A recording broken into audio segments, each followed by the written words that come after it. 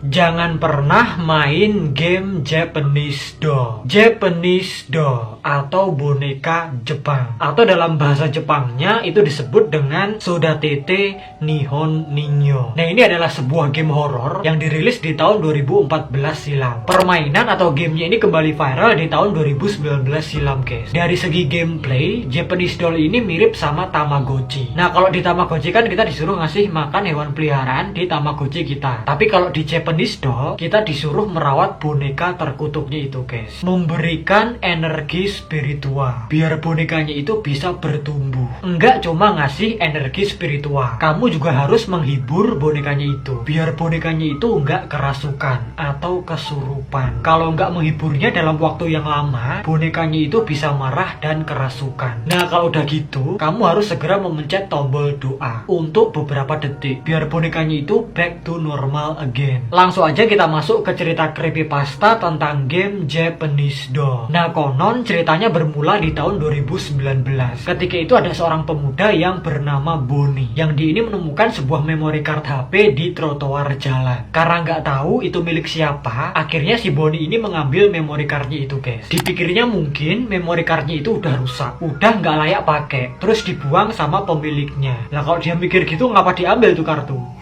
Usut punya usut, sesampainya di rumah, Bonnie langsung memasukkan kartu memorinya itu ke HP-nya. Dan ternyata kartu memorinya itu masih bisa kedetek. Si Bonnie langsung mengeksplor kartu memorinya itu. Langsung digeledah-geledah. Isinya apaan? Awalnya dia scroll-scroll tapi nggak ada apa-apa. Set, di scroll lagi, ternyata di situ ada satu folder. Dan foldernya itu aneh. Pas foldernya itu dibuka, di situ ada aplikasi yang bernama Japanese Doll .apk. Langsung dong si Bonnie terheran-heran dan terpenasarankan. Apaan nih Japanese? Install ah, barangkali di dalamnya bikin aku happy. Contoh, diinstal lah APK-nya itu. Ternyata itu adalah sebuah game tentang boneka Okiku dari Jepang. Karena itu game dan Bonnie maniak banget nge-game, dia langsung memainkan gamenya itu. Apalagi itu adalah game yang belum pernah dia mainkan sebelumnya. Hati pun terasa gembira and happy. Wah, game apa nih? Mainin ah, contoh. Nah, pada awal buka gamenya itu, si Bonnie langsung terpesona dengan visual boneka dan musik yang bagus dari gamenya itu. Tapi konon setelah beberapa menit memainkan gamenya itu, perasaan senang itu langsung berubah seketika. Jadi aneh. Nah, ketika Bonnie melanjutkan permainan, dia merasakan kegelapan yang mencekam. Karakter utama dalam gamenya itu adalah bonekanya itu. Semakin dia ngasih makan ke bonekanya itu, bukannya tambah lucu,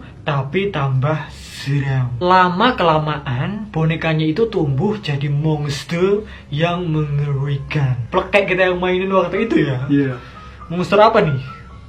Inch. Usut punya usut, karena semakin lama memainkan gamenya itu, Bonnie jadi tertakutkan. Ya udah guys, akhirnya dia menguninstall game terkutuk itu. Tapi gamenya itu kagak bisa di-uninstall. Wah, itu mah kentang beda. Iya. Boleh situ Prime. Nah, konon malamnya si Bonnie mencoba untuk melupakan gamenya itu. Dia berbaring di kamar sambil tiduran. Tahu-tahu dia dengar ada suara ketukan dari jendelanya. Tok tok tok tok tok tok tok tok. Karena penasaran, dia ngecek ke jendela kamarnya, guys. Srut, pas dibuka hordengnya, 10 gelombang kanan, 10 gelombang kiri, ada boneka Okiku yang udah berdiri di depan jendela kamarnya. Dan dialah yang ngetuk-ngetuk kaca jendelanya si Bonnie. Bonekanya itu udah usang, mukanya tuh retak-retak, beruban, rambutnya panjang, dan kimononya itu udah sobek-sobek. Ini di prefektur mana ini? Auto guys. Si Bonnie langsung tertakutkan karena melihat bonekanya itu. Dan dia langsung keluar kamar, tidur di ruang tamu dengan semua lampu menyala. Usut punya usut, keesokan harinya si Bonnie langsung melepaskan memory cardnya itu tadi.